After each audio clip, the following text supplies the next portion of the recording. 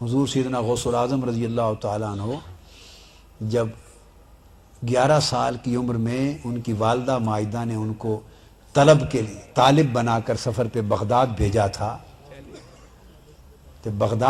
تھا، تو سفر میں ڈاکوؤں نے حملہ کر دیا، تو کرتے کرتے ہر ایک سے وہ چھینتے گئے۔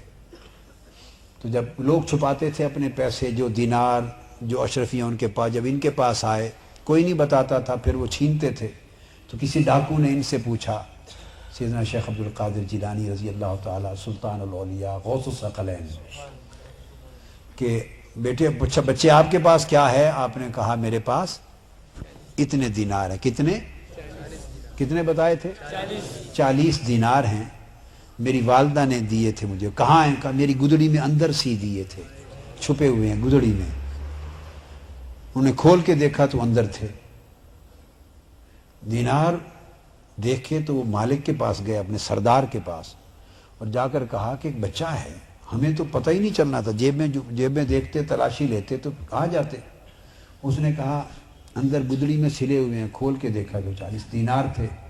تو ہم نے وہ جو بادشاہ ہے ان کا سردار تھا ڈاکوؤں کا، وہ گیا، اس نے پوچھا بچے تم نے یہ کیوں بتا دیا؟ اس نے کہا میری والدہ نے مجھے نصیحت کی تھی کہ بیٹے جھوٹ کبھی نہیں بولنا۔ والدہ نے نصیحت کی تھی جھوٹ نہیں بولنا، سو میں نے سچ بولا۔ وہ آپ کے قدموں پہ گر پڑا اور رو پڑا۔ اس نے کہا کہ اس نے والدہ کی نصیحت کو نہیں ٹھکرایا، اور مولا میں آج تک تیری نصیحت کو ٹھکرائے پھرتا ہوں، تیری نصیحت کو ٹھکرائے پھرتا ہوں۔ وہ ڈاکو بھی 40 تھے، وہ پہلے 40 تھے جو بچپن میں حضور سیدنا غوث العظم کے دست اقدس پہ بیعت کر کے تائب ہوئے، انہوں نے توبہ کی، اور وہ 40 کے 40 ولی اللہ بنے۔